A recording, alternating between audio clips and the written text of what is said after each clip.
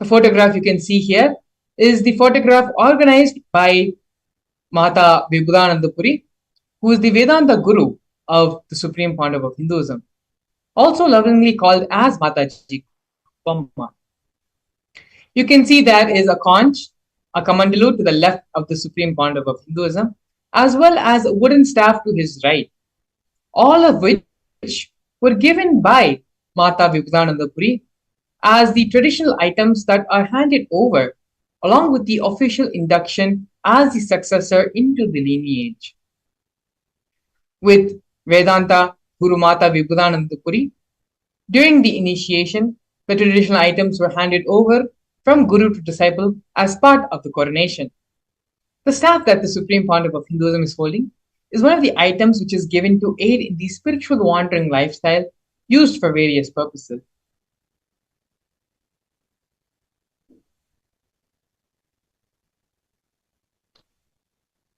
We are now looking at the early days of the mission of the establishments of Kailasa. And we can see here in the leftmost, we have a black and white photo where when the Supreme Pontiff of Hinduism was very young, the temple monastery complex of his guru, Mataji Vibhudanandapuri, was built by the Supreme Pontiff of Hinduism himself, brick by brick in Tiruvannamalai. The Supreme Pontiff of Hinduism had his gurus to guide him and he followed. In the year 2001, on April 14th, at the age of 23, the Supreme Pontiff of Hinduism established the first Kailasa temple monastery in Tiruchengodu, South India.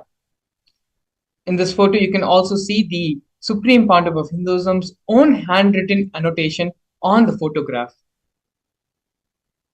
In the year 2002, on the 4th of November, the Supreme Pontiff of Hinduism established the headquarters, Adi Kailasa Sarvanyapeetham, in South India. By the year 2004, the Supreme Pontiff of Hinduism, at the age 26, started conducting mass living enlightenment initiation conventions, taking people through powerful cleansing processes of the 7 energy centers in our body. In the year 2007, the Supreme Pontiff of Hinduism was welcomed and given the proclamation message by the mayor of St. Louis, United States.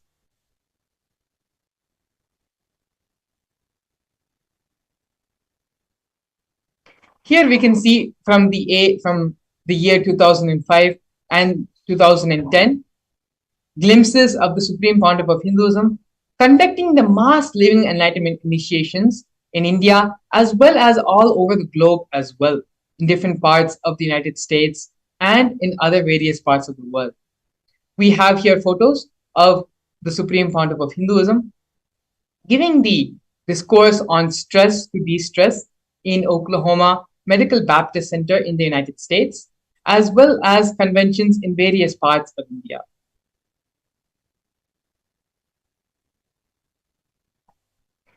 Here we can see the Supreme Pontiff of Hinduism giving the mass living enlightenment initiations to thousands and thousands of people in the 2015 Nasik Kumbh Mela, as well as the 2016 Ujjain Kumbh Mela, both attended by thousands and thousands of people.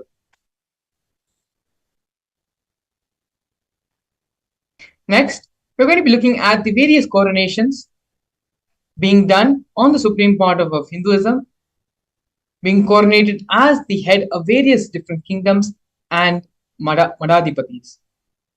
Here we have the Supreme Pontiff of Hinduism being ordained as the 233rd Guru Mahasannidhanam of Kanchi Kailasa Sarvanyapeetham, which is the Tondai Mandaladinam. Next, we have the Supreme Pontiff of Hinduism being coronated as the incumbent emperor of Suryavamshi Surangi Samrajya. Following that, we can see the Supreme Pontiff of Hinduism being coronated as the present 23rd Guru Mahasannidhanam of Dharma Mukti Swargapuram.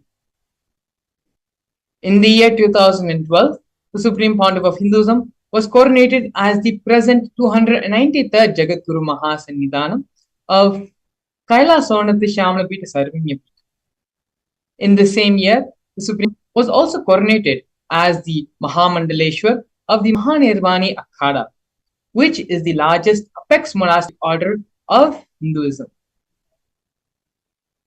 In the following years, the Supreme Pontiff of Hinduism was coronated as the 1008th Acharya Mahamandaleshwar, which is the head of all spiritual leaders of the Atal Akada, which is the ancient apex body of Hinduism, and was also elected as the Supreme Pontiff of Hinduism by a congregation of over 1,000 Hindu leaders, pontiffs.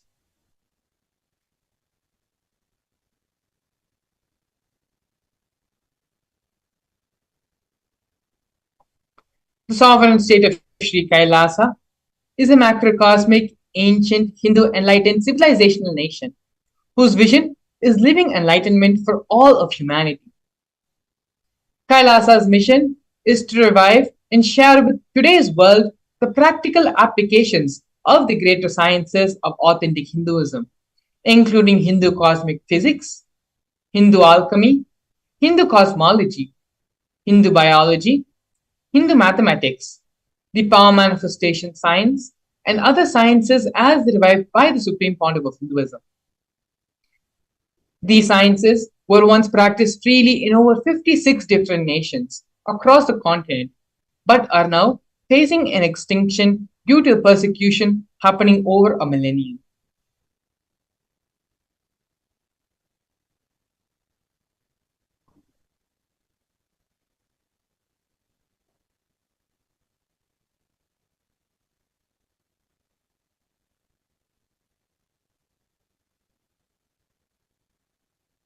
We're now going to be looking at the 108 different Sri Kailasa's United Nations initiatives.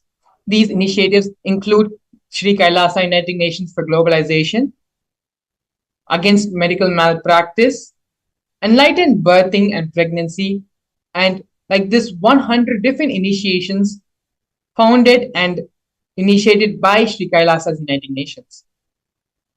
Sri Kailasa United Nations are 108 different initiatives to support a variety of humanitarian services, which collectively allows for the creation of an enlightened, peaceful, sustainable, equitable, resilient, and thriving world.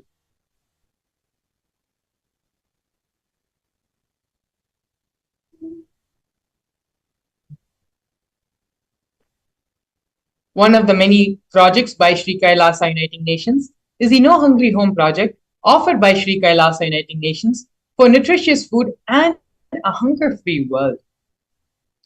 Over the past 27 years, 1 billion meals have been served as Annadan by the Hindu ASMT communities in religious gatherings to everyone without discrimination.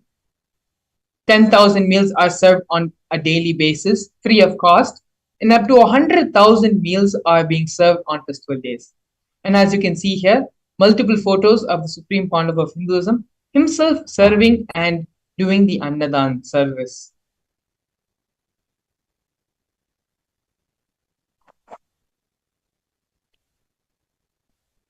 During the pandemic, which had lasted over the past 2 years and is still going on, Kailasa's protective and preventive COVID care centers were offered by Sri Kailasa United Nations for affordable and holistic healthcare.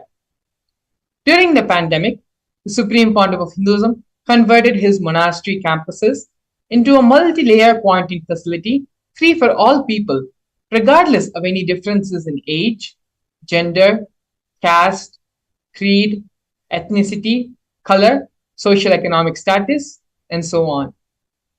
Food, shelter, internet, and all the basic facilities, including free medical care, were provided for all people who had come for an indefinite amount of time. More than 30 million citizens followed Kailasa's 28-day spiritual regimen in the year 2020.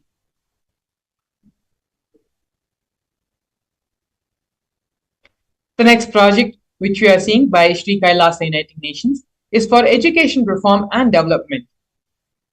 The Nithyananda Hindu University is the largest Hindu university in the world established by the Supreme Pontiff of Hinduism.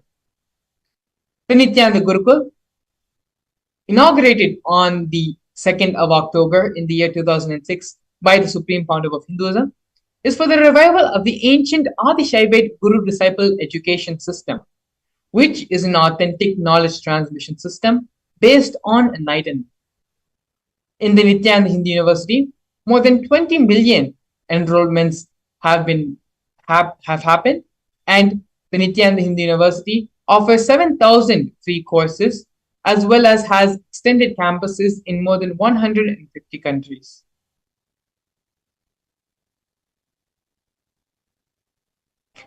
The next project is the Nithyananda Jnanalaya project and Hinduismpedia, offered by Sri Kailasa Uniting Nations for the protection of Hindu scriptures.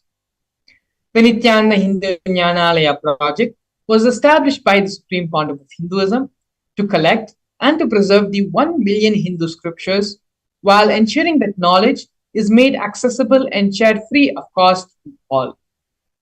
Collecting and preserving the 1 million source books on Hinduism. The Supreme Pontiff of Hinduism himself has authored more than 10,000 books in 3 different languages, and they have been translated into 50 other languages.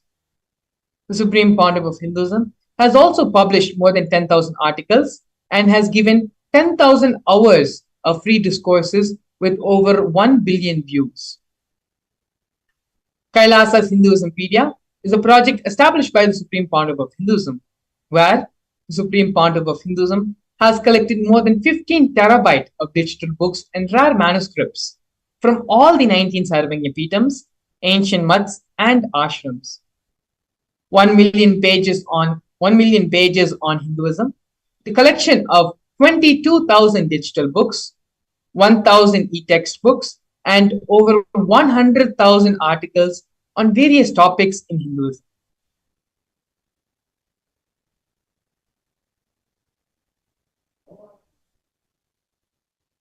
Here we can see the confluences for world peace offered by Sri Kailasa Uniting Nations for global peace and religious harmony. In the year 2009, the Supreme Pontiff of Hinduism organized a month-long peace walk covering 1,000 kilometers and 1,000 villages to bring together in harmony from all walks of life to promote feeling connection and oneness among people. During the walk, health camps were conducted in villages along its path.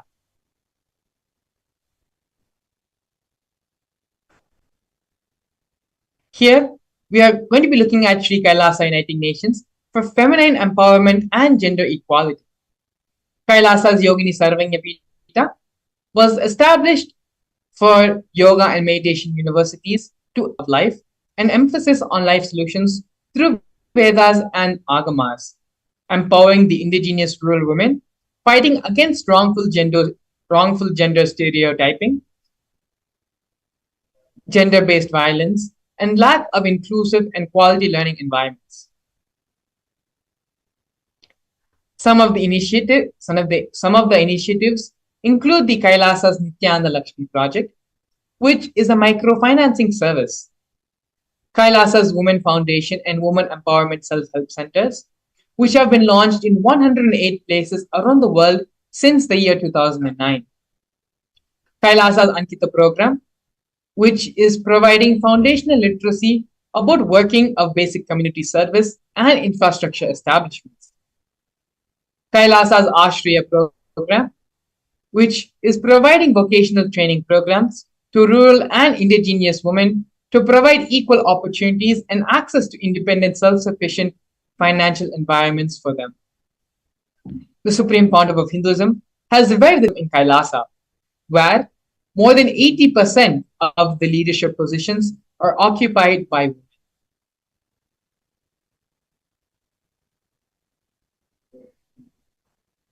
The next project which we are looking at is the Nithyananda Yoga offered by Sri Kailasa Uniting Nations for yoga.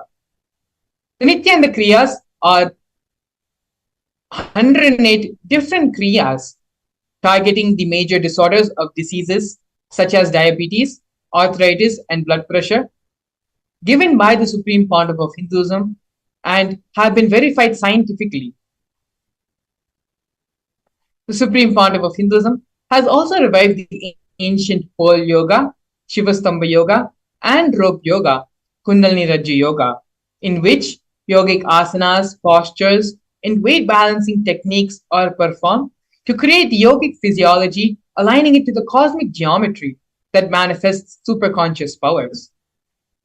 The Supreme Pontiff of Hinduism was also awarded two Guinness World Records for the largest group yoga and largest pole yoga classes, bringing worldwide attention to these extraordinary forms of yoga. These Guinness World Records were established on the 30th of September and the 3rd of October, respectively.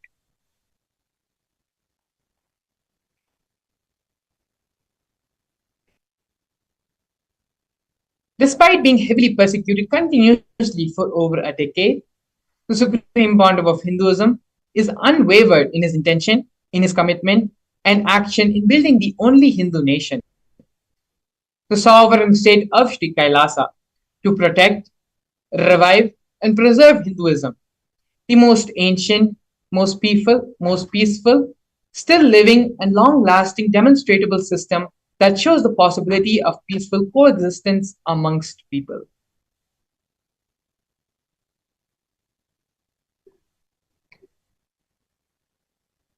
Now, we're going to be looking at one of the most historic moments in the history of the sovereign state of Sri Kailasa, where Kailasa, the first nation of Hindus, led by the Supreme Pontiff of Hinduism, Bhagwan Sri Nithyananda Paramashivam, spoke on behalf of the 2 billion global Hindu diaspora at the 14th session of the United Nations Forum on Minority Issues.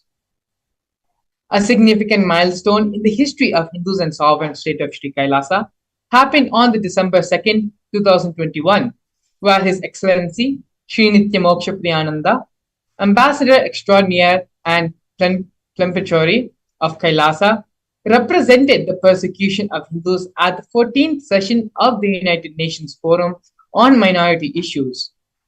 The theme of the forum was conflict prevention and the protection of human rights of minorities. This was the first time the plight of persecuted Hindu minorities was represented in the United Nations. The organized, ongoing, and systematic generational attacks on Hindu indigenous traditions were highlighted in this meeting.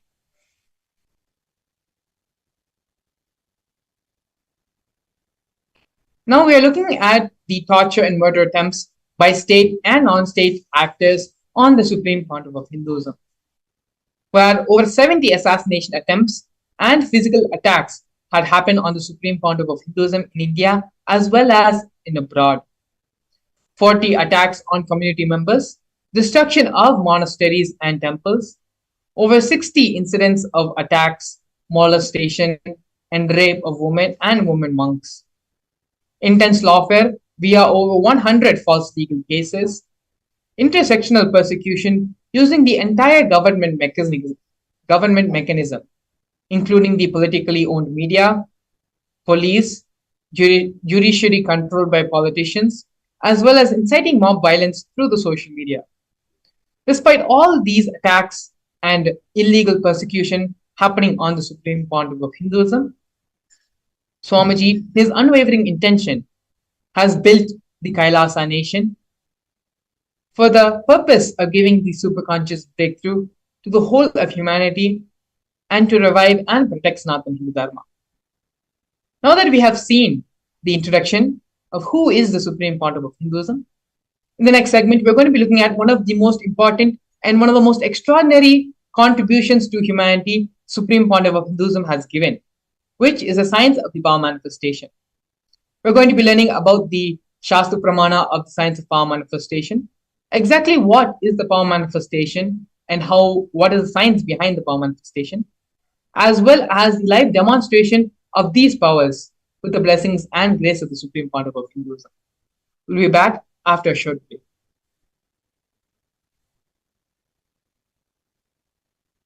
A more intelligently connected world leads to a brighter future. An enlightened humanity leads to a better world. During the Paramashivam program, we help people to discover their superhuman possibilities and help them to find and achieve the true purpose of their birth by giving them the techniques, practices, and methodologies from the Vedagamas, the original source scriptures of Hinduism. The Supreme Pontiff of Hinduism is reviving the ancient original Vedas and Agamas in all its glory, in a user-friendly way for the modern mind. The Supreme Pontiff of Hinduism is transforming human beings into divine beings, reviving, initiating and replicating the 463 powers from the Agamas revealed by Paramashiva. The Supreme Pontiff of Hinduism is not just giving solutions for every problem man faces, but is making them irrelevant to their lives by transforming human beings into divine beings. Listen. Any argument presented by your mind, body, your present reality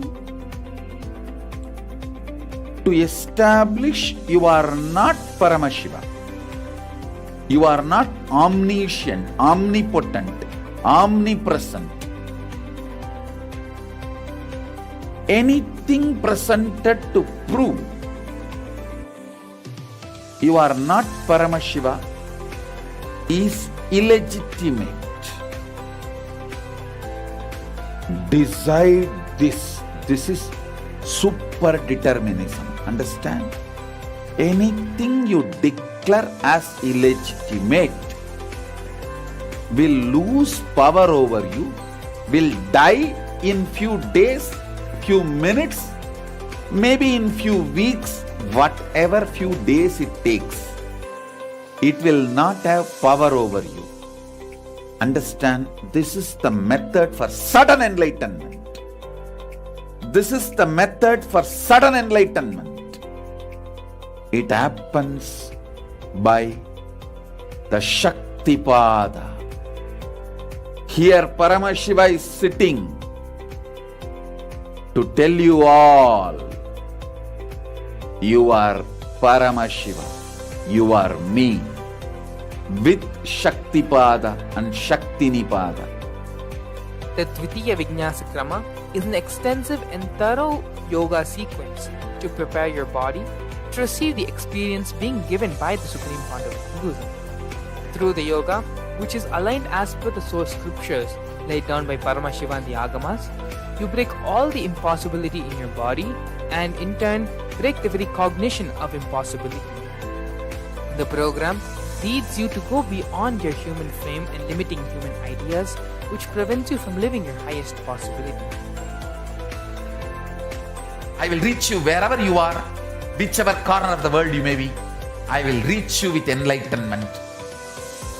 Again I tell you, I am not here to prove I am God, I am here to prove you are God. Don't wait to become divine. Register now at paramashivoham.org.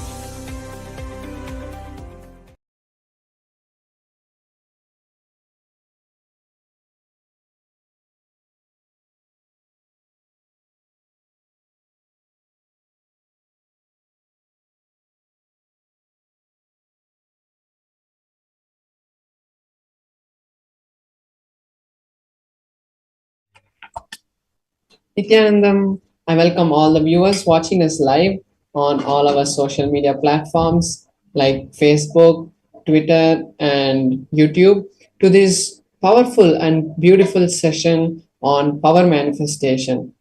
Today, we're going to see the science of power manifestation. We're going to understand various aspects of power manifestation. We're going to see what is the difference between Shaktis and Siddhis. And ultimately, we are going to have a live demonstration of these extraordinary powers of Paramashiva. So first, we'll see what is the science of manifesting Shaktis. In the Vedagamas, which are the source scriptures of Hinduism, Paramashiva reveals in elaborate detail that every human being is hardwired to be able to manifest the 463 extraordinary Shaktis of Paramashiva. Manifesting powers are described in a systematic method and science for human beings to explore the various possibilities and powers and have access to various states of consciousness. Shaktis manifest from the fundamental cognition that you are divine. You need to manifest the divine, and you are not a man, and you need to reach divinity. So now we'll be seeing the difference between Shaktis and Siddhis. Shaktis express from the space of enlightenment as a side effect of feeling connection with the divine and the highest integrity with the Guru. Whereas siddhis are powers that manifest from tapas, which is penance, for enlightenment. When you strive to enlightenment, all the tapas that you do, what manifests at that time, the small powers that you get at that time is siddhis. Shaktis are the source of enlightenment. And as we said, Shaktis are it manifests from the state of enlightenment, whereas Siddhis manifest on the path of enlightenment.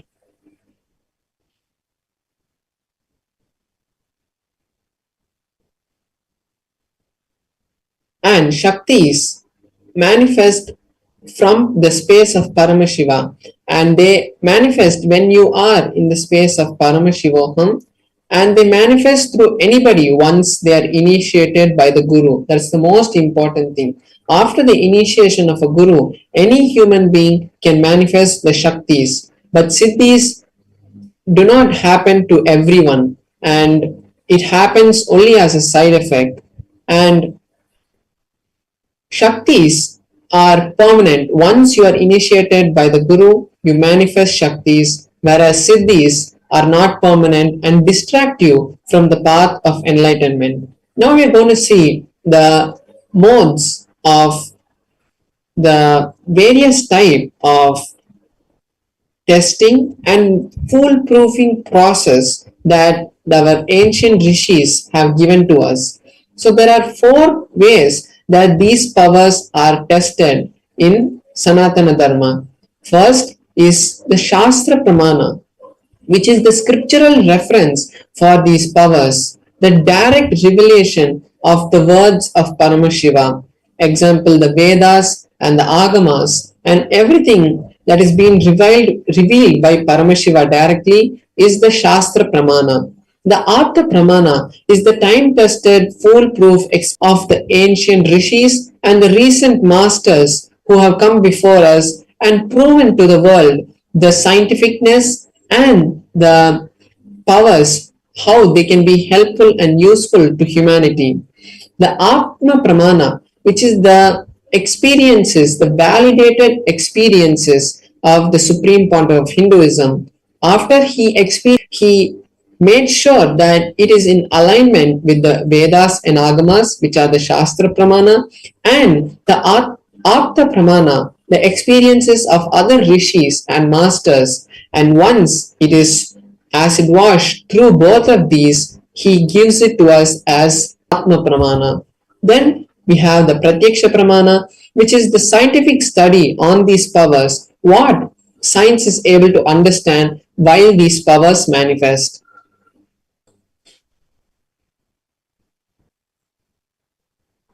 Now we are seeing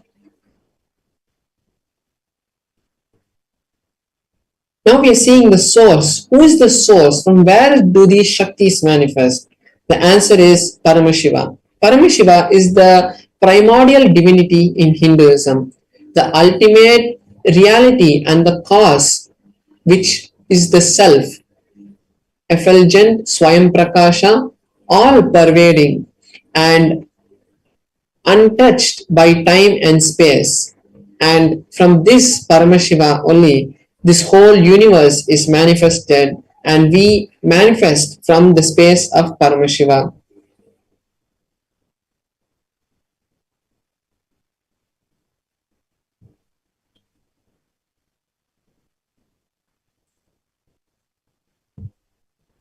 Now we're going to see the ultimate truth of the Shaktis, how they really manifest.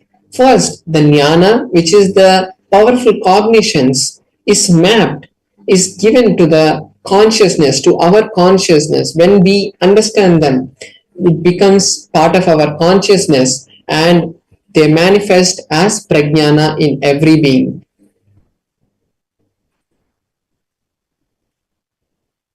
Now we're going to be seeing the pramanas for each of these powers, pramanas for the power of the third eye.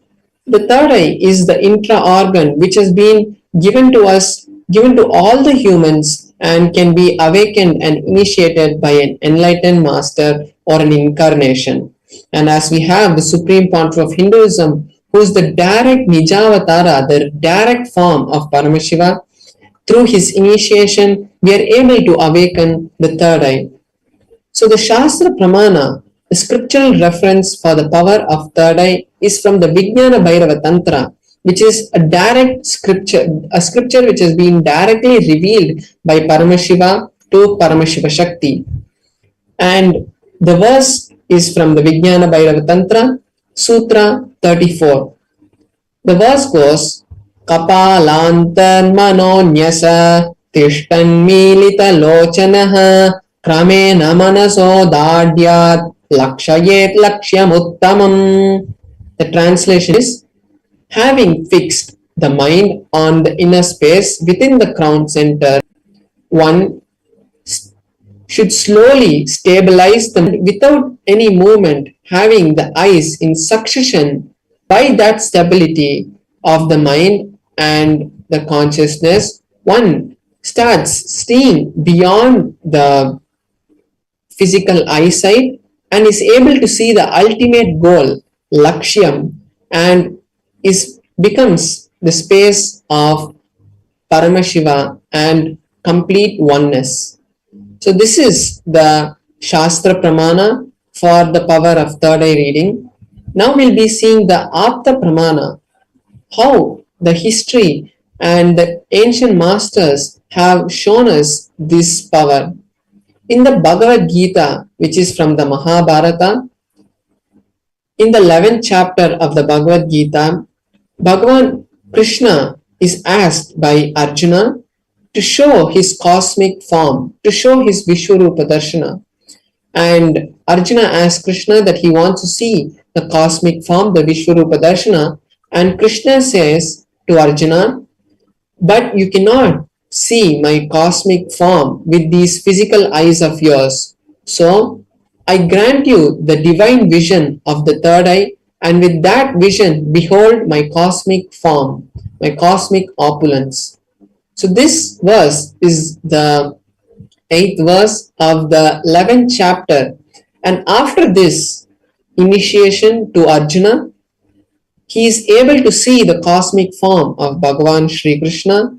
And in the whole 11th chapter, Arjuna recites in a beautiful tone the various glories of the cosmic form that he is able to see. So this is the beautiful Apta Pramana from the history and the life of the ancient masters. Next we have the Atma Pramana, what the Supreme Pontiff of Hinduism experienced in his own life. Swamiji says in his own words, the first experience that I was able to see everything around me, above me, the whole 360-degree vision, 10 directions and below me, everything, I realized that I was not only able to see, I was able to feel, experience all that around me. So the Supreme Pontiff of Hinduism was able to feel that cosmic form around him, as we saw in the Shastra Pramana. He was able to see beyond the physical eyes and had the vision of the Lakshyam, the ultimate goal, and felt the oneness with everything around him. Next, we'll see the Pratyaksha Pramana for the power of third eye reading. The Pratyaksha Pramana comes from the direct life of the Supreme Pontiff of Hinduism, and they had done a PET scan on the brain of the Supreme Pontiff of Hinduism. We can see the picture where we can see the picture where the Supreme Pontiff of Hinduism itself is undergoing the test. And when they had done the test, they were able to see the frontal lobe where the third eye is located activate almost 90%, and rest of the brain was all completely silent and had shut down, and they had seen intense activity in the frontal lobe where the third eye is. Now we'll be seeing the Shastra Pramana for one of the powers that manifest from the third eye, which is the power of consciousness over matter. So the Shastra Pramana is from the Vijnana Bhairava Tantra, Sutra 95, Dharana 120. क्वचिद् वस्तुनि विन्यस्य शनैः दृष्टिं निवर्तयेत् तज्ज्ञानं चित्तसहितं देवि शून्यालयो भवेत्. The translation is, by having fixed one's mind on the particular object, the vastu, one should slowly eliminate the thoughts, cognitions, and impressions about that object. Then one abides in shunya, the state where there is ultimate oneness and all-inclusive, infinite inclusivity. So this is the beautiful translation of the verse from the Vijnana Bhairava Tantra. And now we are going to be having a live demonstration of this power.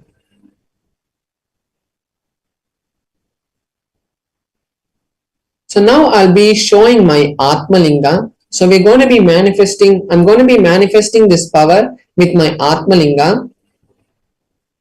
So the Atmalinga is basically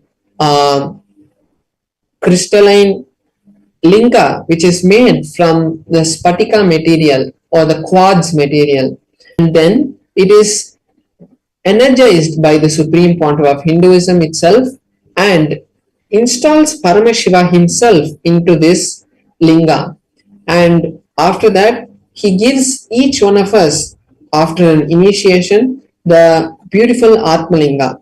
So what I'll be doing is I'll be placing my hand on a flat surface, and by the power of oneness, by the power of Paramashiva, we will all have the beautiful darshan of the Atmalinga standing by its own. And I'll be showing you now in a close-up camera the Atmalinga and my palm, and also I'll be showing, we'll all be able to see that there is no strings tied, and as the Atmalinga is crystalline material, no magnets can be used, and there's no glue or any other way that the Atmalinga is being moved.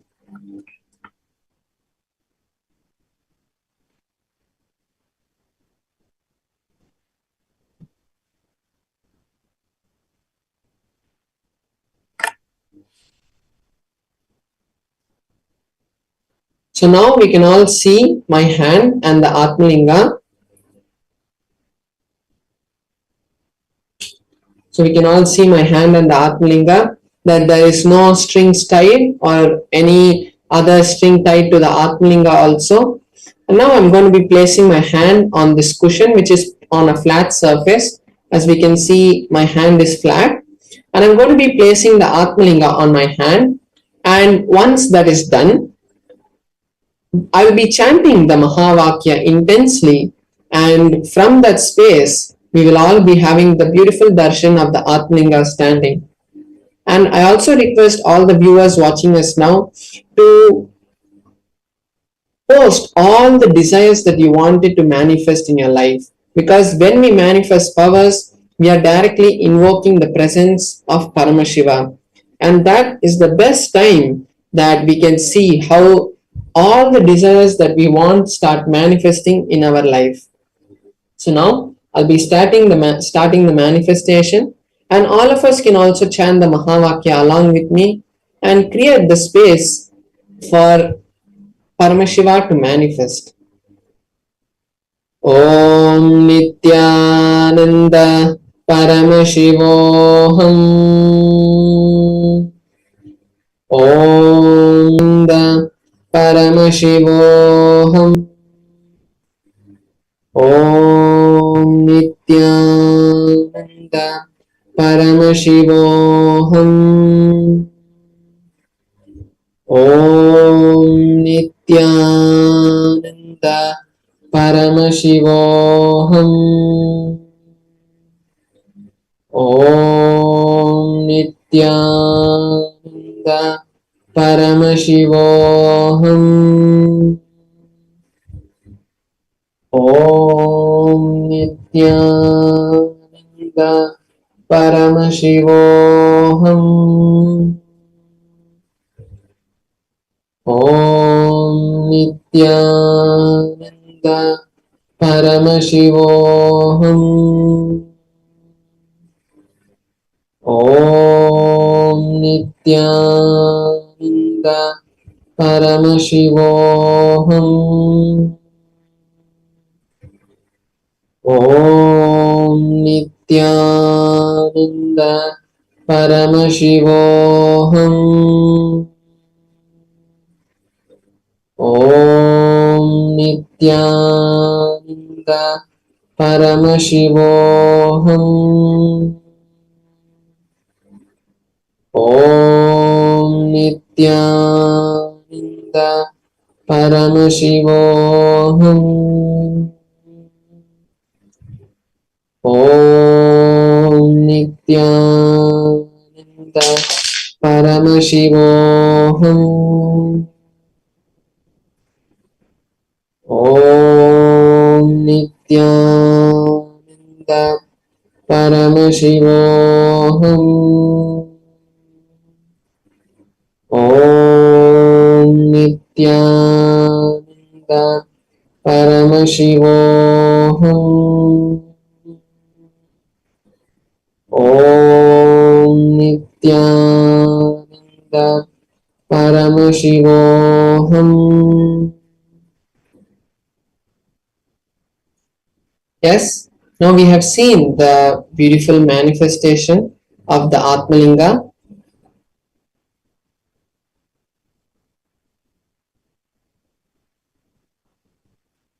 So we have seen the beautiful manifestation of the Atmalinga, and from this space, we'll all be able to create all the realities that we want, whether it is wealth, health, relationships, or ultimately Paramashivoham.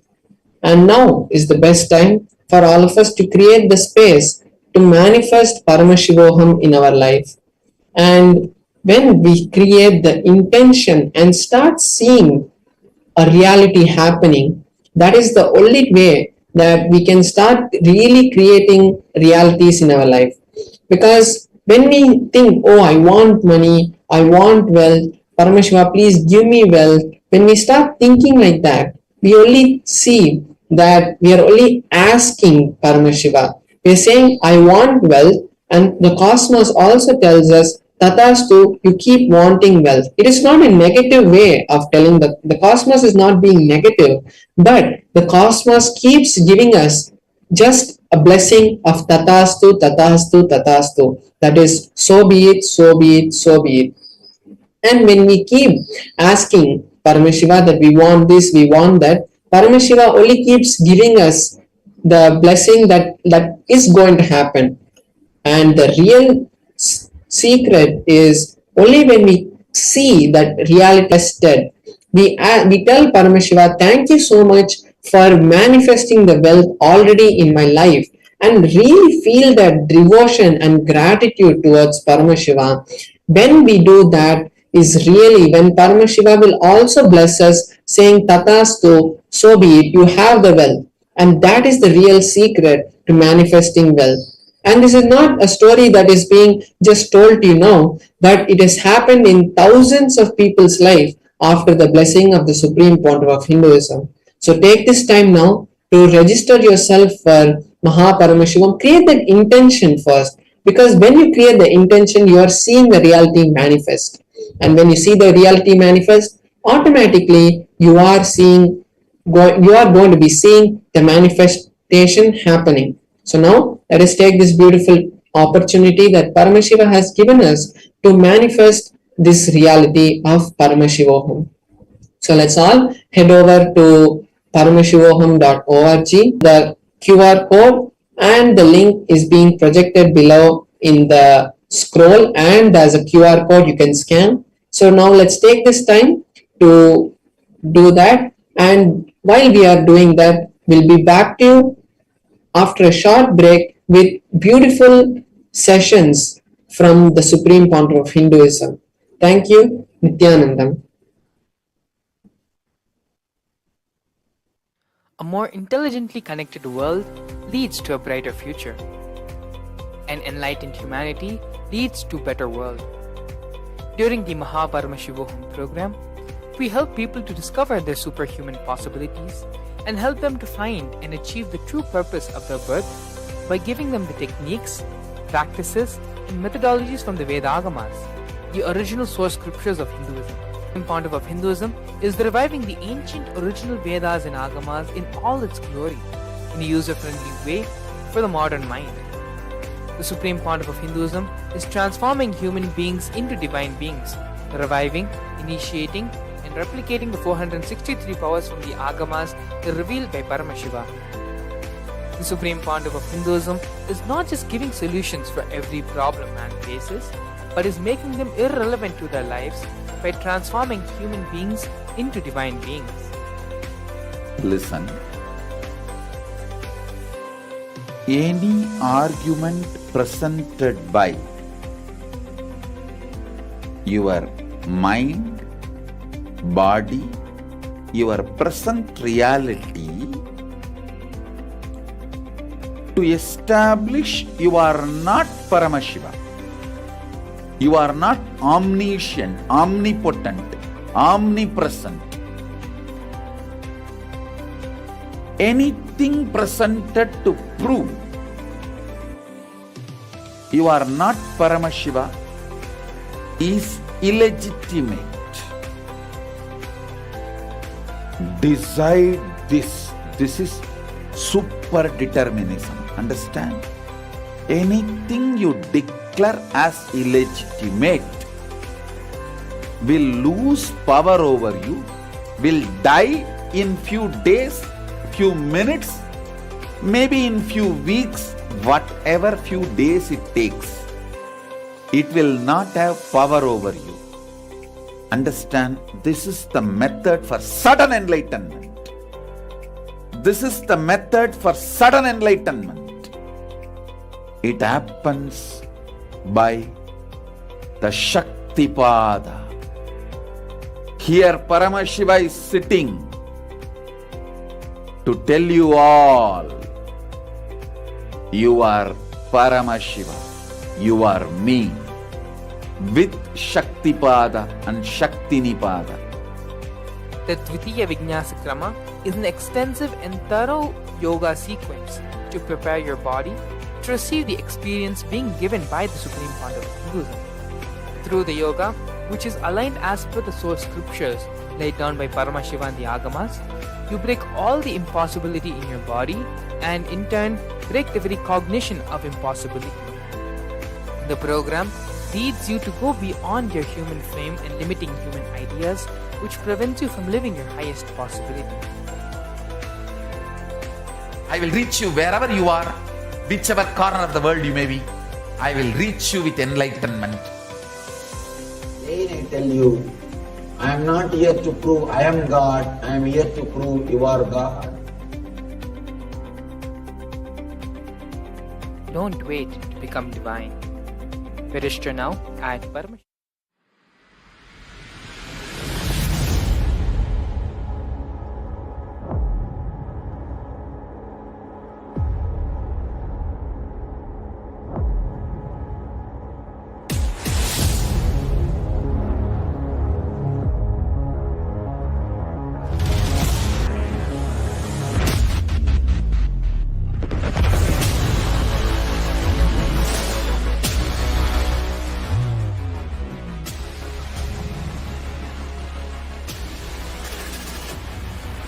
You will become Paramashiva.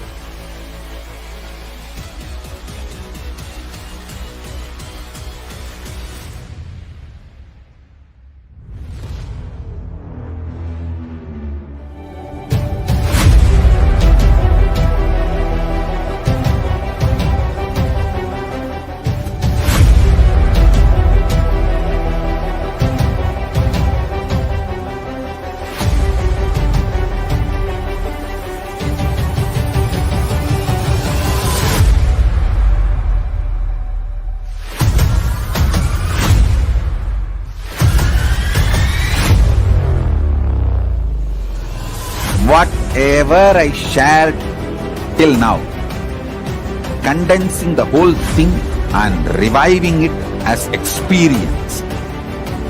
Starting from completion, unclutching, power manifestation, the states of consciousness, and the planes, multiple planes, everything.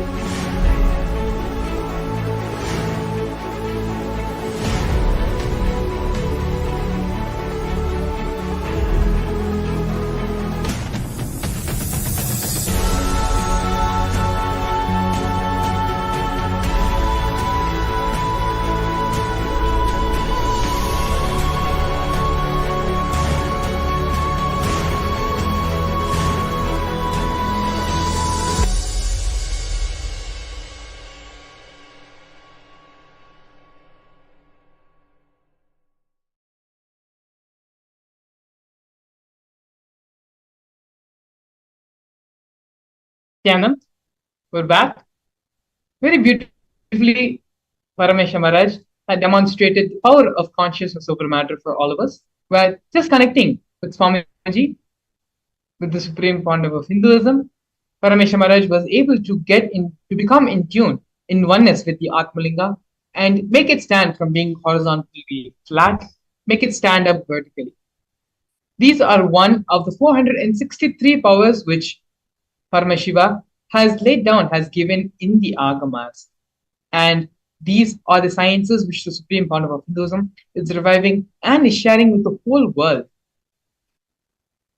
Now that we have gone through and seen the science of power manifestation, we're going to be entering into the next segment of today's program, which is understanding the Kala Tattva. As we had mentioned earlier in today's segment, the Supreme Founder of Hinduism is going to be gracing all of us with the Bhava Samadhi Darshan of Virabhadra. To get the full benefit and imbibe Virabhadra, the energy of Lord Virabhadra completely in us, we're going to be understanding about the Kala Tattva. Kala, the literal translation of the word Kala, means time in Sanskrit. Understanding about the Kala Tattva and how the Kala Tattva, just understanding and cognizing this truth about the Kala Tattva is enough to raise our consciousness to the higher frequencies and higher time zones. We are now going to be listening to a series of satsangs given by the Supreme Founder of Hinduism to understand exactly what is the Kala Tattva. Before we enter into the satsang, let us all come to the space of deep listening and restful awareness so that the words of the Supreme Founder of Hinduism can enter into our being directly. Let us take a few minutes and move from the space of hearing to the space of listening, where we imbibe and start cognizing all the words, all the thought currents, and all the ideas, all the cognitions the Supreme Founder of Hinduism will now be sharing with us. So you can all sit straight with your head, neck, and spine in a single line and bring our awareness to the third eye center. And visualize Swamiji is sitting there in the third eye center as Paramashiva with the 25 heads and 50 hands. Take a few moments to come back to the space of restful awareness.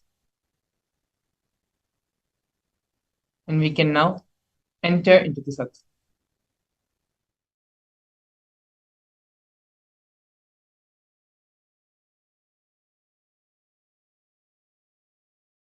Directly. Kala, that's the fourth dimension. No difference between your Kala and Kala of the universe. Tell me, is there any difference? Your Kala and Kala of the universe. You know the gap between your logic and logic of the universe. You know the gap between your breath and breath of the universe. In depth, both come near. Means shadow falls on each other. Your shadow falls on universe and universe's shadow falls on you. But in time, there is no separation. I don't want to say there is oneness, but there is no separation. Your time and universe's time is one and listen.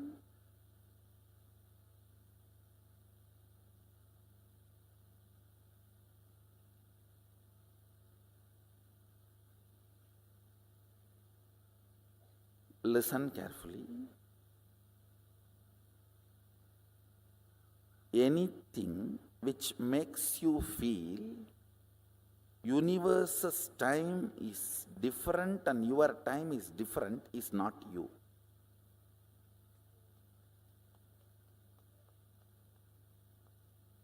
If you feel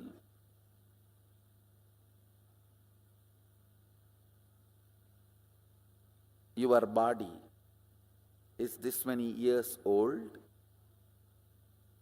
it is separate from the universe, that is not you.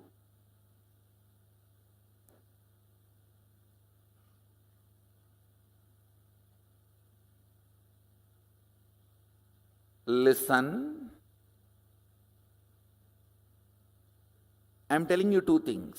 One, don't think, oh, earlier itself I heard all these Vedantic lessons. That and all doesn't work for me. The moment it becomes time, I feel hungry and all my Vedanta goes in the air.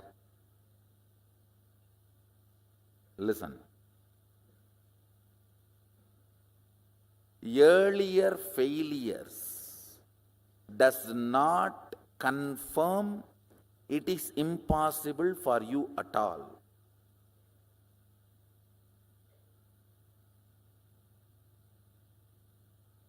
Earlier you might have failed due to various reasons. Now you will be successful because I am going to be the reason.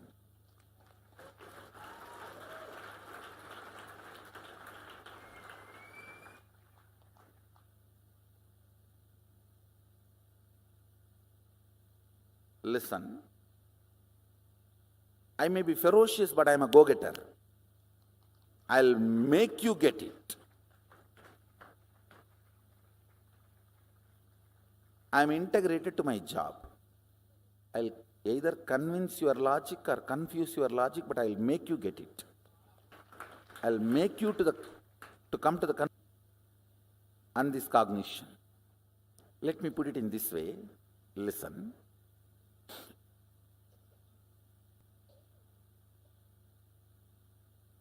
Your length increases, becomes breadth.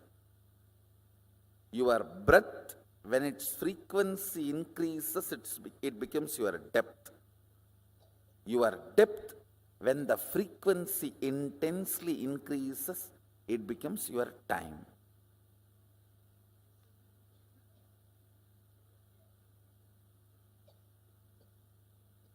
In breadth, length is included. In depth, length and breadth is included. In time, length, breadth, depth is included. This fourth dimension is the space where your so-called normal human life faces a breakthrough. Listen carefully. Anybody who is introduced to the time dimension, Kala, manifests even one or two powers related to Kala.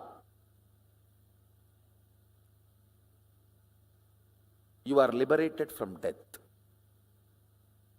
Listen carefully. You need to know the principal unit why you are manifesting powers or why you are not manifesting powers. If you know, that solves literally every possible problem. Time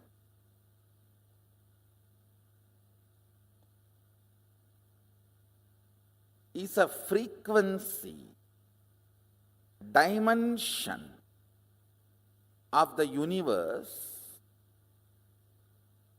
aspect of the universe, where you and universe are reverberating in the same frequency.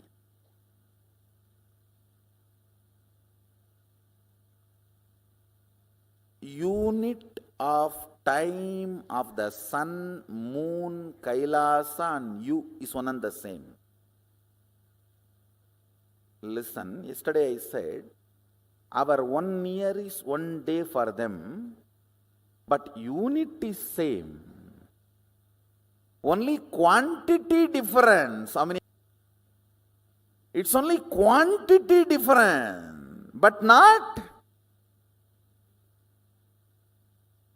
So in Tattva, principle, listen carefully.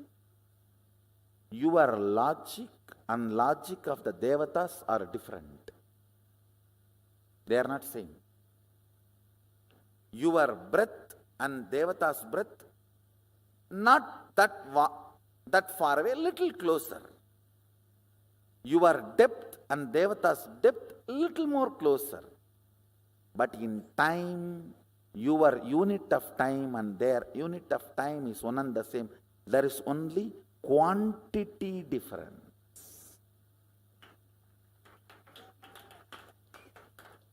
Tattva, fundamental principle unit is same. How many of you are getting it?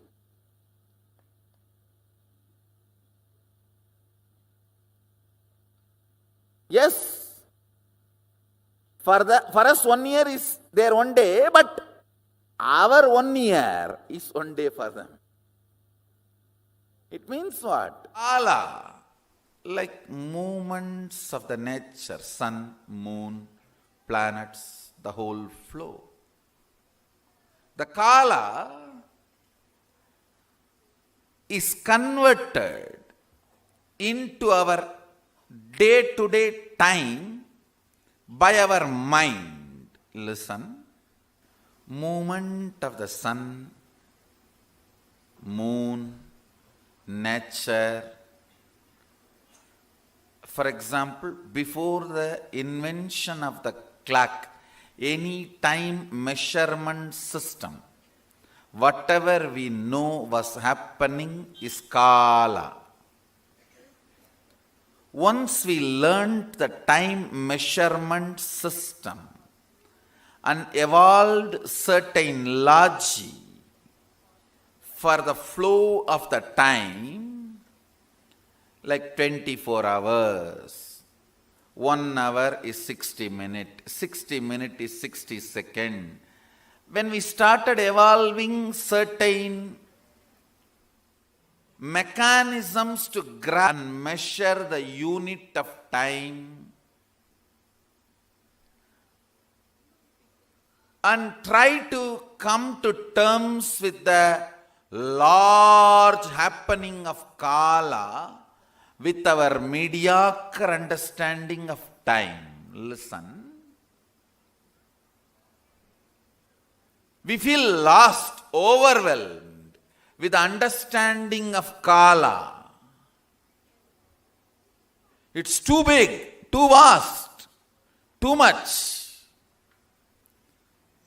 So we need to hold on to something like originally when you assume this body,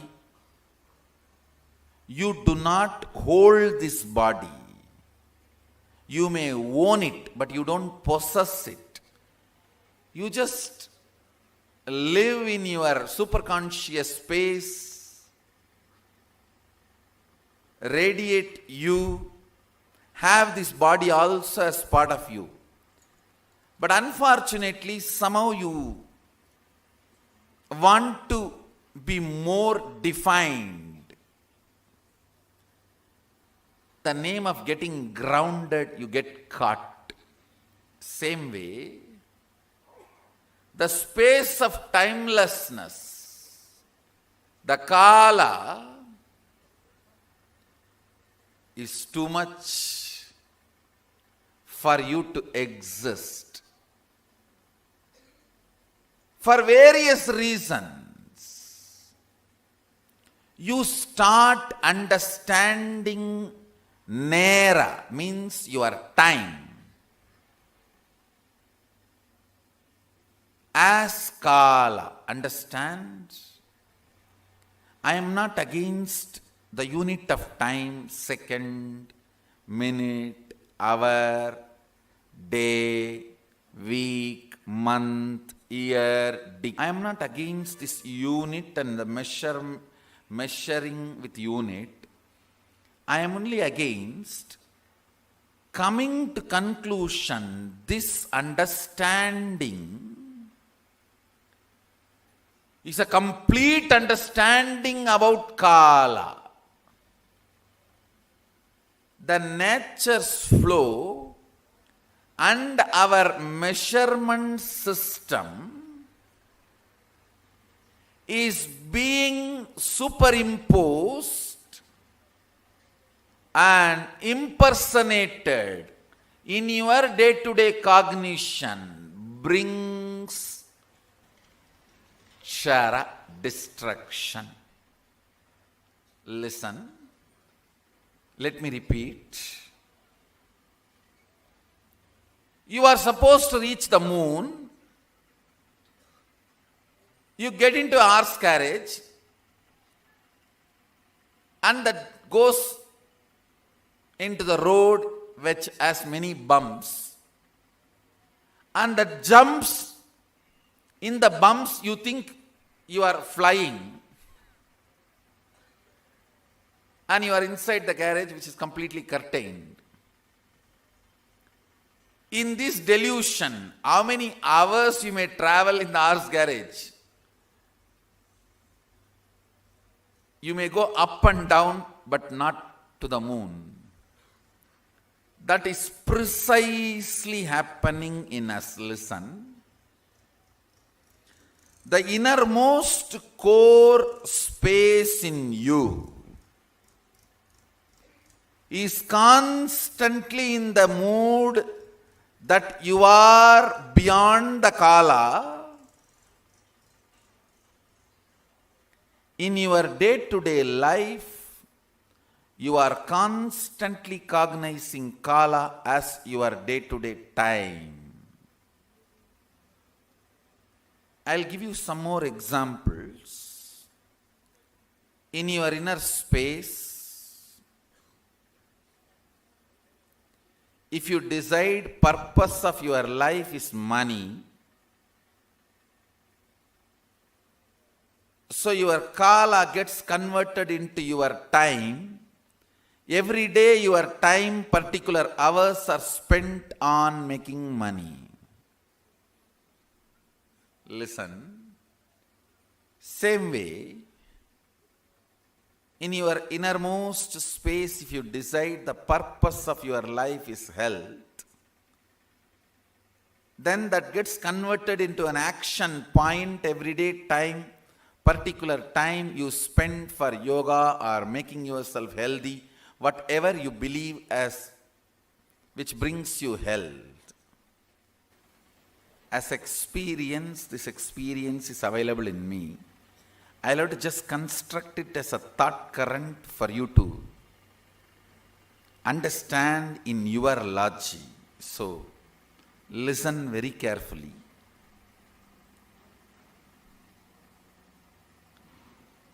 Because end of the session I am going to declare or claim two big things.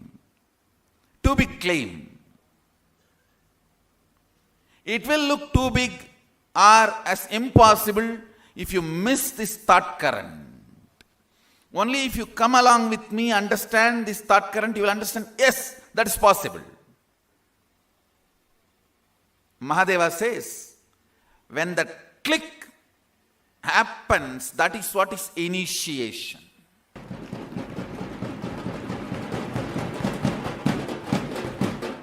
When I share, declare, claim something, if it hits your inner space and your core feels, yes, it is possible, then initiation has happened. So listen. Let me repeat again. Kala, the pure space of happening, when it gets converted into certain purpose in your life, it is reduced to Nera, your day to day, and divided by your unquestioned enemies occupying your time. Listen. This is one more word I am introducing. Many of you never questioned, do you need so much of food you are taking for your day-to-day healthy life? Do you need so much of sleep you are having for your day-to-day healthy life? Do you need many of these things which you call as your need really for the way you want to exist? That is what I call part of your life under the possession of your unquestioned enemies. You don't need to fight with them. Just even if you question them, they will disappear. You have so many enemies like them who will disappear just by your questioning or sitting in your system. Your laziness, your tiredness, your boredom, your cunningness, your decision to cheat your own life's purpose, your decision to go against your own very existence. Look in, understand. The unquestioned enemies, the enemies of you, whom you are not questioning, who are occupying your inner space,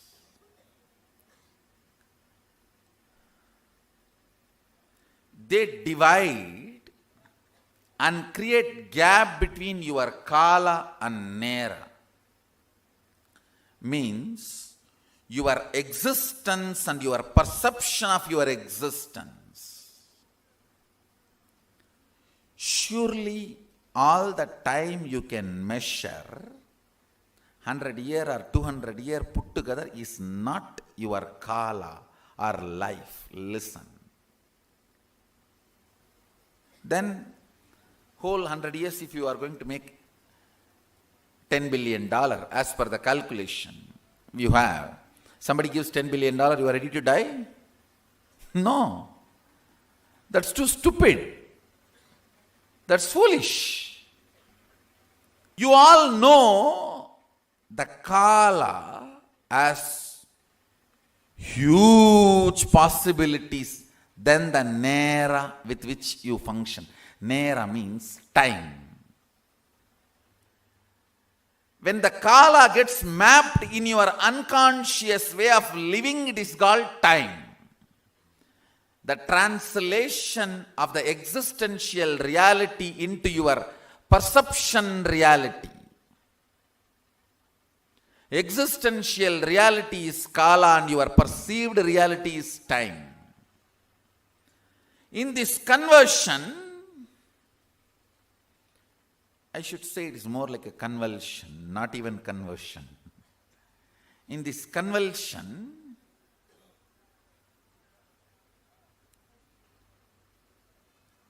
your unquestioned enemies, the enemies you entertain in your perception just because you never questioned them. You have 100-acre land, 200 tenants are sitting, Not that there is any agreement between you and your tenants. Because you never questioned them, they are living there. Even if you just go for a survey and ask them, hey, this is my land, they will just vacate, and they may even run away, disappear. They will never even look at your face. How many of you feel in your life you have many of your perceived enemies who are there just because you did not question them, just because you never looked into them? All of us have. Lot. See, I am not even talking about the enemies with whom you are fighting. I am talking only about the enemies you are entertaining who are there in your life because you never questioned. Your purpose of life and your perception, you have not achieved your purpose already, and you need to work towards it. These three. Criminal cognitions. Listen to the word I am using. Criminal cognitions. Reduces, converts your kala to your time.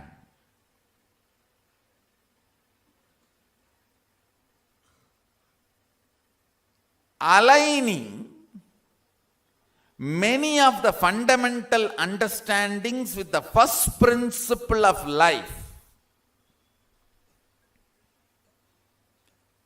The first principle of life is oneness.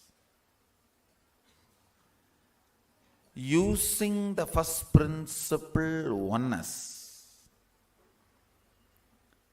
when the problems and questions are handled, conversion of your kala into time is drastically reduced. Understand?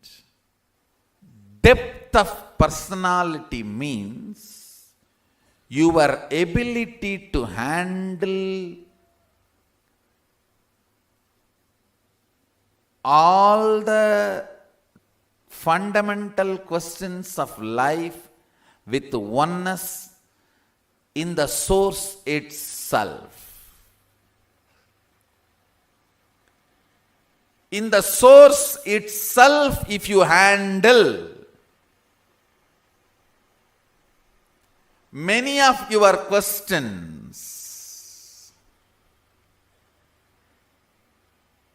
your kala will not be reduced to time. Your inner space will reside more and more in kala. It will not go through the fears and greeds of time. All fear and all greed is your ability to understand whether you have less time or more time. That's all. All your fears, when you feel you don't have enough time, and all your greed is when you perceive you don't have enough time to enjoy, achieve what you want. This one understanding of time releases you from all fear and greed.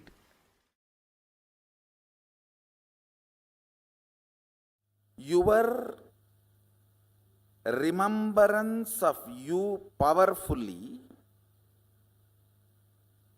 associated to some subject or not associated to something. For example, you may remember you powerfully by feeling I have a young body. You may remember you powerlessly feeling, oh, I don't have a bank balance. If you associate yourself with some things, you remember you powerfully. If you associate yourself with some things, you remember you powerlessly. How many of you are understanding this? This binary is time. That's all. Catch it. Listen. This binary is time. Kala. Kala, Sanskrit word, means jumping between associated powerfulness and associated powerlessness. By remembering your body, do you feel powerless? By remembering your mind, do you feel powerful? With what association you feel powerful? With what association you feel powerless? This binary. And please understand, the number of times feeling powerless when it is increases, it's called depression. Number of times you feel powerful, when that increases, it's called joy. This feeling powerful or powerless by association, this binary is time. That is Kala. By remembering your Guru, if you feel powerful, you are in oneness.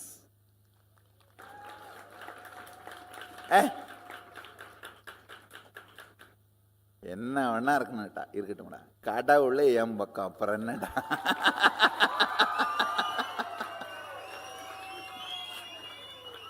Whatever it may be, the ultimate decision maker knows my name. That's all. Leave it.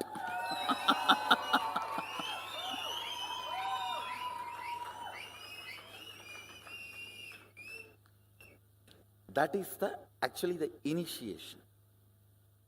That powerfulness behaves like a shark and swallows all the other powerlessness. How many of you already started feeling powerful when you remember power manifestation? Hey, I think I can do it. I think I am making it. I am cracking the code. I am catching it. So when that starts happening, so in that binary, the power manifestation starts adding more powerful cognitions in you. But once the manifestation starts, that binary will change. This power manifestation will start making you more and more confident, and the moment you remember power manifestation, you will feel confident. You will feel, I can make it. It's powerfulness. Understand, anything which you feel makes you powerful, you start cherishing romance with it.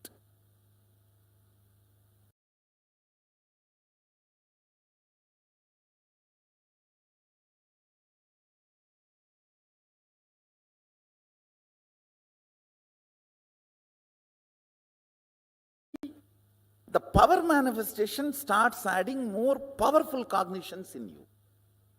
But once the manifestation starts, that binary will change. This power manifestation will start making you more and more confident, and the moment you remember power manifestation, you will feel confident. You will feel, I can make it. It's powerfulness. Understand, anything which you feel makes you powerful, you start cherishing romance with it. Cherished romance. Listen carefully. Cherished romance makes the frequency of you in tune with the time. That is why time is forgotten when you are in love. When you are in love, you do not know how time passes. How many of you are catching what I am saying? Being in cherished romance with the whole life is mastering time dimension. About this binary, associating with something feeling powerless or powerful. This binary is kala. Associating with something and feeling powerful is cherished romance. You start cherishing romance with it because it is making you powerful. It may be power manifestation or guru, God, with whatever. It can be even money, anything with which you feel it is making you powerful, you cherish romance with it. And cherished romance raises your frequency to the frequency of kala. That is why when you are in romance with something, time is forgotten. You don't know how the time is moving. If you are sitting with your close friend 3-4 hours, you don't even remember time is lost. Your dating period. With the whole life being in cherished romance is what is powerfulness of the kala dimension. Just listen to this one fundamental truth.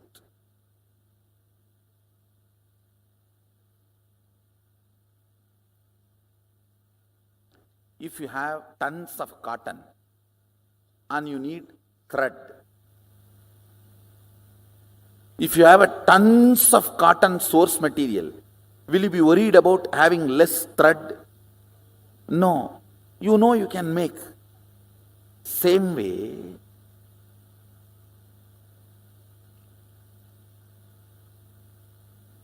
if you have understanding about kala, you know you can make any amount of time for your body and mind.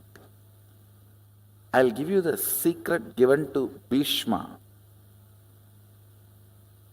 by Ganga. Bhishma is Ichamrityu. How many of you know that? He can choose death when he wants. I'll give you that understanding. Listen. This is the lesson Ganga gave for Bhishma. Exist with what you think as purpose. Listen carefully. Exist with what you think as your purpose. Work only for purifying your cognitions about purpose, not bother about whether you have time to fulfill your purpose or not. Listen carefully. I am not giving you a teaching, I am giving you an understanding.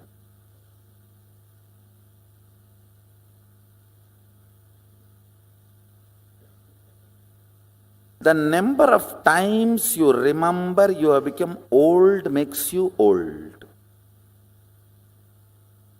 How many of you understand that?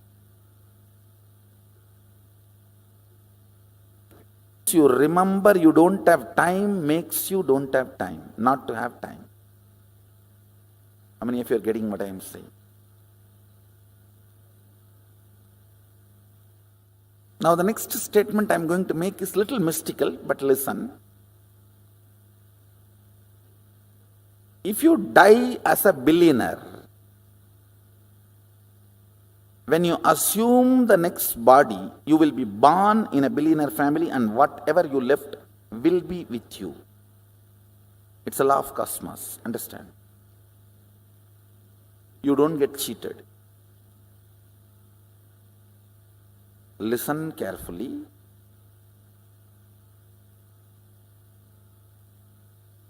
Lives after lives after lives, you are a continuous rhythm. It's a little mystical. but I'll establish experientially for you in the next few power manifestation and powerful cognition manifestation.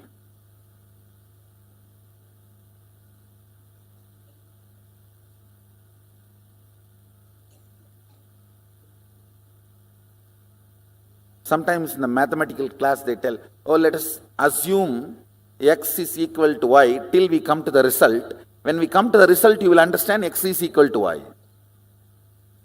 Like that, let's assume this proposal. Your life is a continuous rhythm. Kala gets converted into time with too many cracks on your mirror. You will feel stuck in life. If the Kala gets converted into your time, without moving out of the first principle of life, oneness, you will experience so much of freedom in your very day-to-day life. Listen, both of you, a liberated being and the bound being, may have the same clock, but you will not have same time. You will not have same Kala. You may have same chronological time, but you will not have same psychological space Kala. In this conversion of Kala into time, your internal organs and intra-organs go through heavy damage. That damage is responsible for old age, ill health, ultimately death.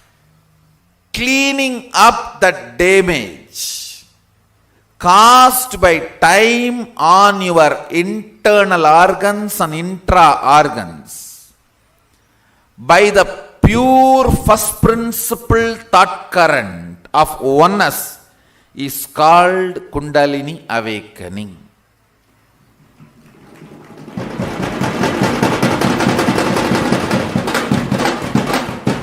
Fundamentally, I put the thought current of oneness into your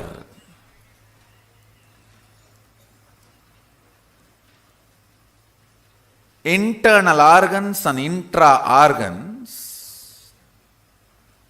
that oneness burns all the pains, damages caused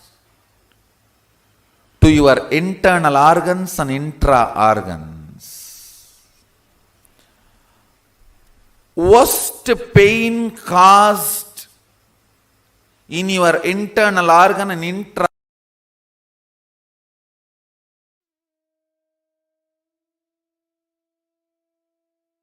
Yes, beautifully. The Supreme Founder of Hinduism, Swamiji, over a series of satsangs, has explained the fundamental truth about what is Kala, as well as why Kala is important to us, why we should understand the concept of Kala, and how we can apply this truth, this concept of Kala, in our daily life. For almost 40 minutes, through various different ways and various programs, the compilation of the whole truth about Kala has been presented to all of us now. Now here, we have a small exercise which we can all do now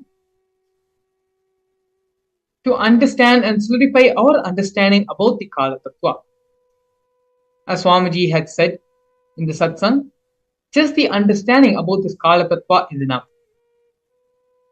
Swamiji also shared the truth and the science behind how we can extend our life and create time for ourselves. How a cotton mill creates a cotton thread out of cotton, the raw material. The same way, in our life, we can create time as we wish, as we want. Time starts manifesting in your space. As I said this time, and space does not have a clear-cut border. For some people, in this time-space continuum, this time-space dimension. If it is 100 meter, consider a 100-meter long clock.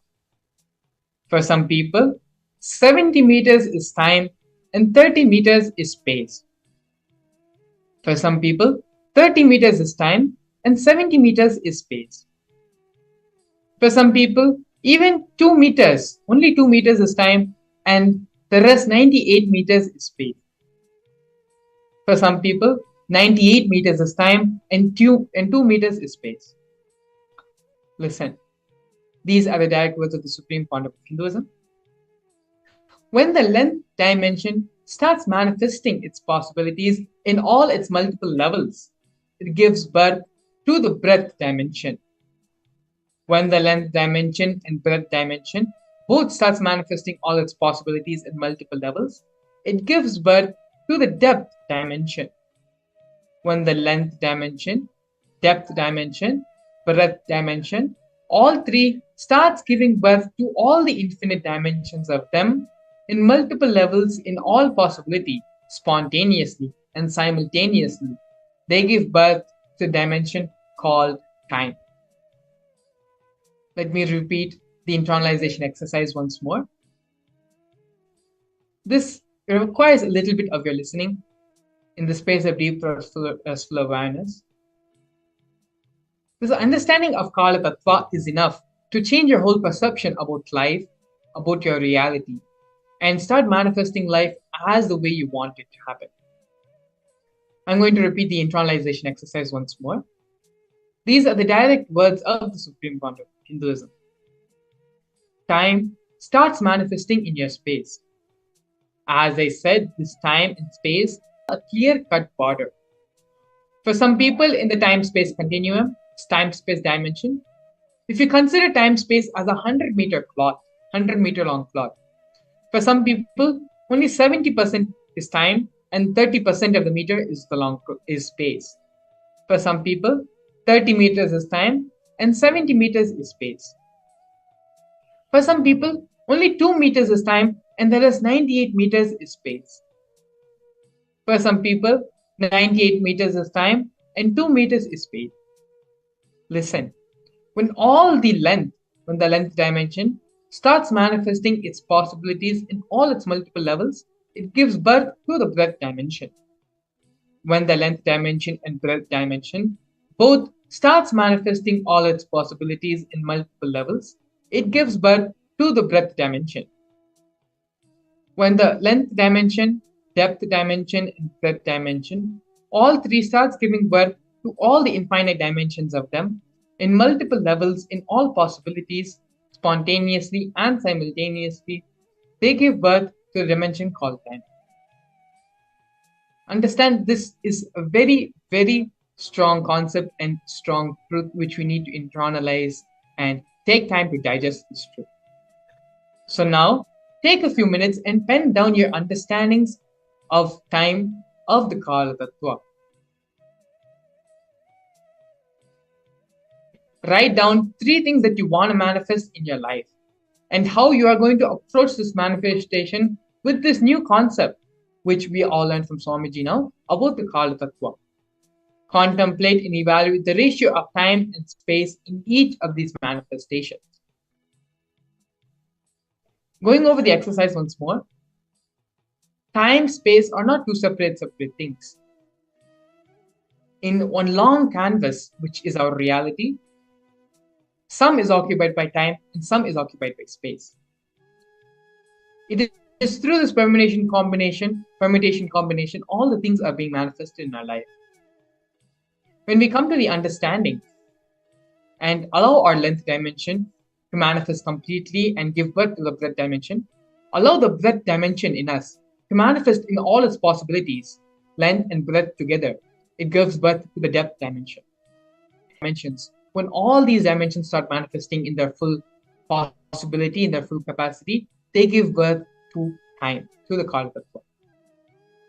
So now, how are we going to use this Kala Tattva, this principle, this cognition, this teaching, this Tattva which Swamiji has given all of us now? How is this going to practically be applicable in our life? let us start by penning down 3 things which we want to manifest. After penning them down, write how we are going to approach this manifestation and evaluate the ratio of time and space in each of these manifestations. Please take a few minutes, get your pen and pencil, sit and start the internalization exercise.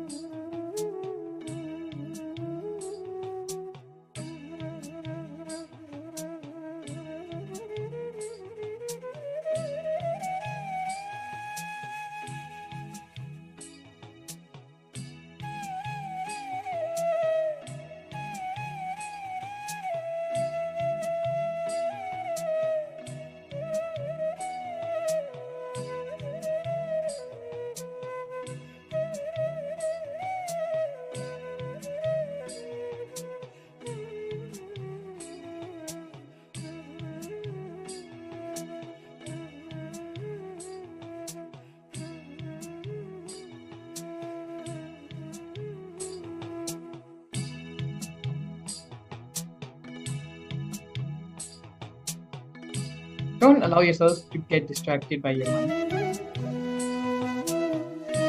Continue the process sincerely. After this process, we're going to be having the Darshan, the initiation of the Supreme Pontiff of Hinduism, manifesting in the Bhava Samadhi of Lord Virabhadra. When we do this process, when we do the internalization, we allow ourselves to open up to the energy, to the frequency of Lord Virabhadra. It is through these various processes and exercises and contemplation on the Kala Tattva, our brain starts vibrating in the same frequency, in the same time zone of Lord Virabhadra. So understand, this is a very important step to manifest and to get into the same time zone, same frequency wavelength of Lord Kala Bhairav,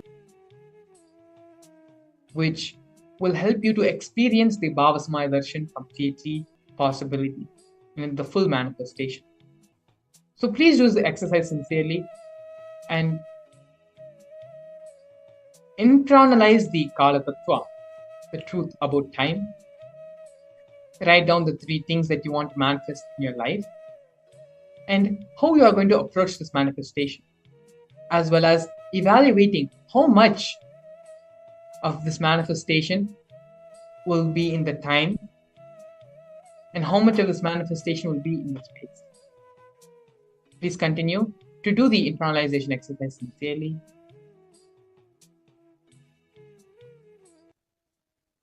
As well, it is through these exercises which we do every day before the actual birth, which helps us to raise our frequency, raise our wavelength to that of the Bhava Samadhi Darshan which is going to happen. Like today, the Supreme Pontiff of Hinduism is giving the darshan of Lord Virabhadra. The Supreme Pontiff of Hinduism will be vibrating in that frequency, that highest wavelength of Lord Virabhadra, and is going to be mirroring those neurons, mirroring that experience into all of us. So by doing these exercises, doing these internalization sessions and exercises, it will allow and help the raising of the frequency of ourselves so that we can have the full experience of the Bhava Samadhi Darshan. Please go ahead and continue the process, internalization exercise.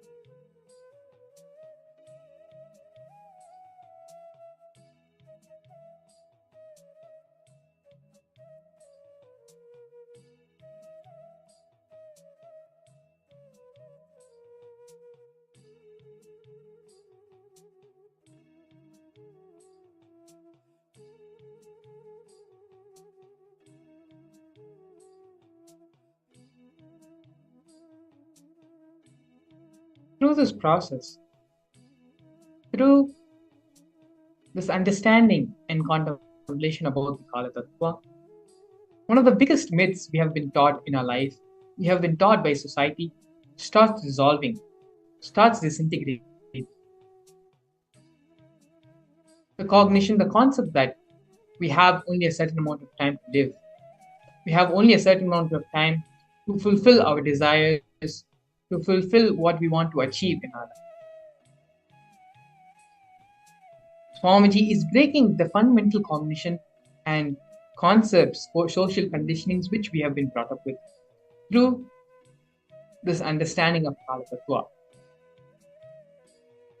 Throughout the satsang, Swamiji also expanded on how we can create time for ourselves as and when we need, for our body and our mind. The understanding and the truth, the power of the Kala Tattva goes much more further deeper.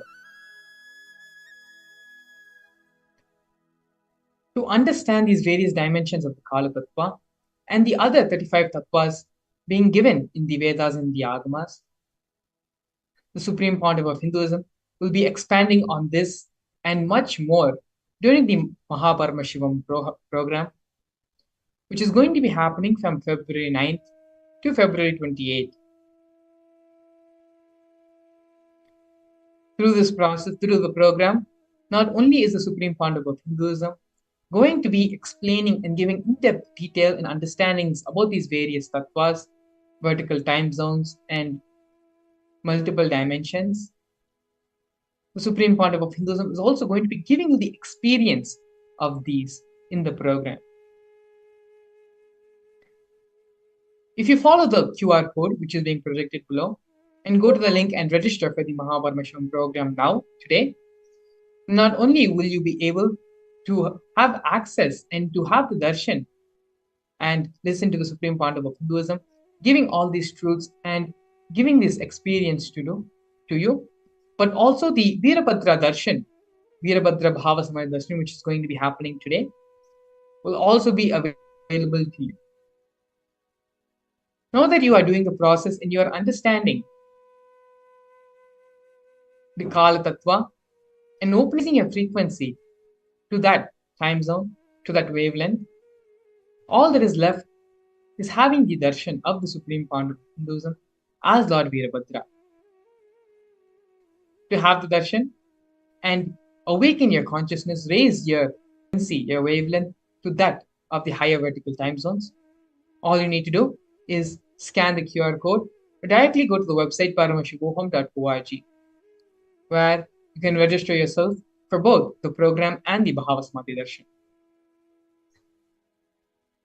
Today, Swamiji has expanded on only one tattva, which is the Kala Tattva. To understand and learn more about the remaining 35 tattvas and other concepts, truths, and realities, such as the vertical time zones and the multiple dimensions, all this and more can be experienced in the Paramashivam program, Paramashivam program. So please do take this opportunity to go ahead and visit the website paramashivam.org, or you can scan the QR code being projected on the screen and register yourself for the Paramashivam program. After you have finished your internalization process, you can please take a few minutes and go ahead and register yourself for the program.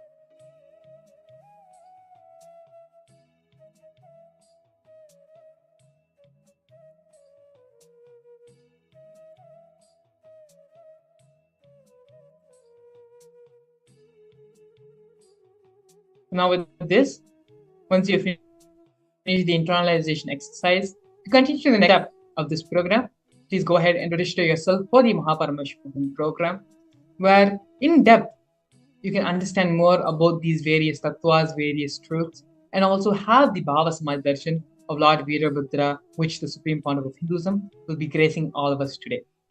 And so now with this, we're going to be moving into the next segment of today's program. Please stay tuned.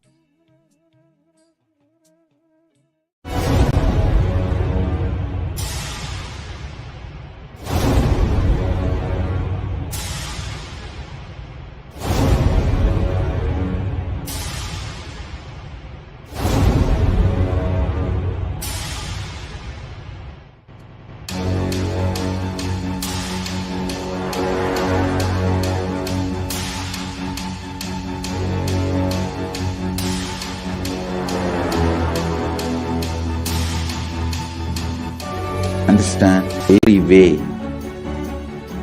condensing the whole thing and presenting it to you all as experientially in these 21 days through this Jnana Charya, Jnana Kriya, Jnana Yoga, Jnana is Paramashivam.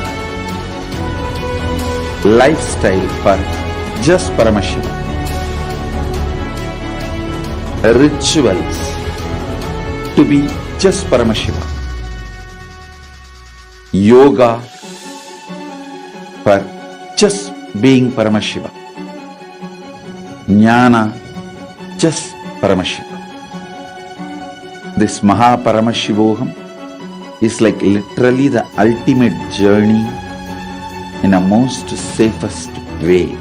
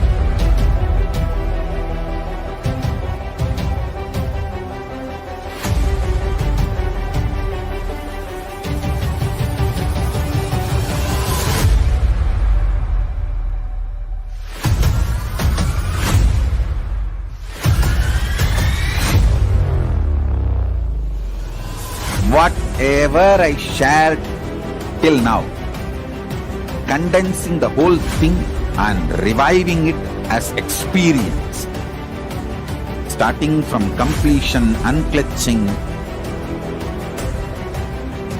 power manifestation, the states of consciousness and the planes, multiple planes, everything.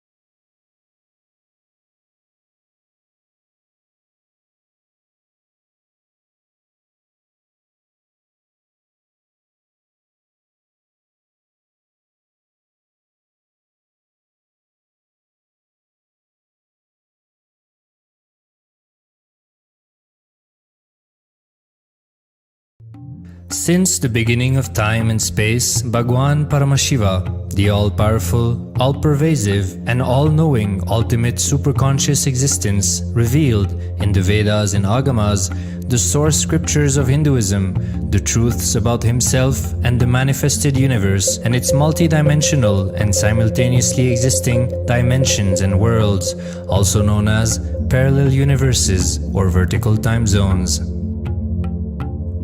त्रुट्यादि प्रत्ययस्यार्थ कालो माया समुद्भवः.